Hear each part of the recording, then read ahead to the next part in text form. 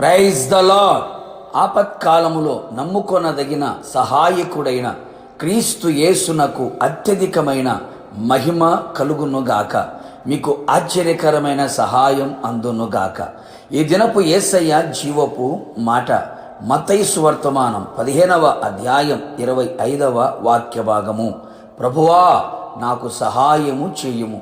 యేసయ్య మీదనే భారము మోపి ఆయన మీదనే ఆనుకొని ఆయన వైపు చూచుచు ఆయన అడుగు జాడలని వెంబడించుచు నడిపించబడుచున్న పరలోకపుర వారసులారా, మనము ప్రేమించుచున్న కల్వరి శిలువ యోధుడైన యేసయ్య మనకు సహాయకరమైన కేడము. ఇంతవరకు మనకు సహాయము చేసిన ఎబినేజరుగా ఉన్నాడు. అవును ప్రియులారా, ఎలాంటి పరిస్థితిలో నిలిచిపోయినా, ఎటు తోచని దిక్కు దశలేని పరిస్థితిలో ఉన్నను, గురి గమ్యమేమిటో తెలియని పరిస్థితిలో నిలిచిన, వ్యక్తిగతంగా కుటుంబపరంగా భౌతికంగా ఎలాంటి సహాయము కొరకు ఎదురు చూచినా, ఎవరి వైపు కన్నులెత్తినా, చేతులు చాపినా సహాయము దొరకక కానరాక కన్నీళ్లు మిగిలిపోయిన స్థితిలో, నిస్సహాయ స్థితిలో నిరాశ చెంది నిశ్చేష్టుడుగా నిలిచిన, ఇదిగో నా దేవుని బిడ్డ, నీకు సహాయము చేయుటకు నీ వైపు ఆయన చేతులు చాపి ఉన్నాడు. మేఘవాహనుడై నీకు సహాయము చేయుటకు నీ వద్దకు వచ్చును. ఎలాంటి ఆపదలలో, సమస్యలలో, శోధనలలో, ఇరుకు ఇబ్బందులలో ఉన్నను ఆయన ఆపత్కాలములో నమ్ముకొనదగిన సహాయకుడై ఉన్నాడు. బలము లేని వారికి సహాయము చేయుటకు ఆయన కన్నా ఎవరు మనకు లేరు. ఆయన సహాయము చేయనిదే మనుషులెవరూ సహాయము చేయలేరు. పరిశుద్ధాత్ముడు కూడా మన బలహీనతను చూచి ఆయన సహాయము చేయుచున్నాడు.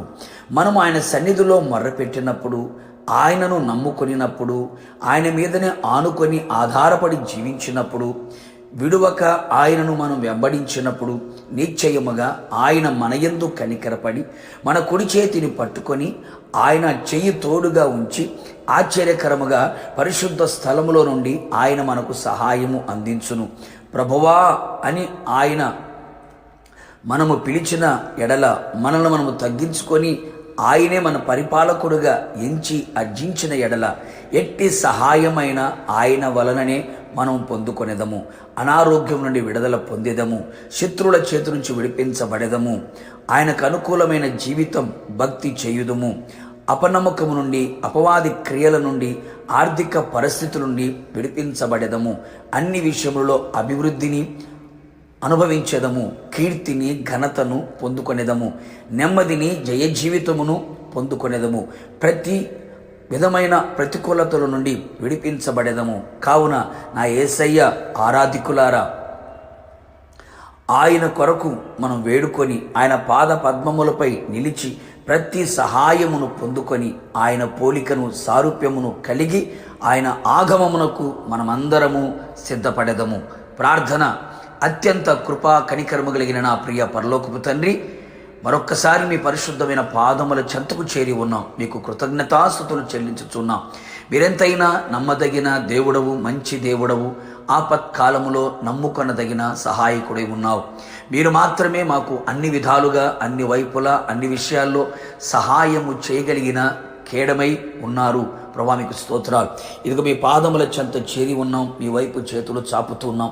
మీ వైపు కళ్ళెత్తుతున్నాం. మీ పాద పద్మములపై కన్నీళ్లతో విలపించుచు ఉన్నాం. కృపతో మమ్మల్ని జ్ఞాపకం చేసుకొని మీ సహాయం మాకు అందించి మీరు ఆఖరికి మమ్మల్ని అందరినీ సిద్ధపరిచి అన్ని విషయములలో అత్యధికమైన జయమును దయచేయమని యేసు నామములో అడిగి పొందుకున్నాము తండ్రి. ఆమెన్.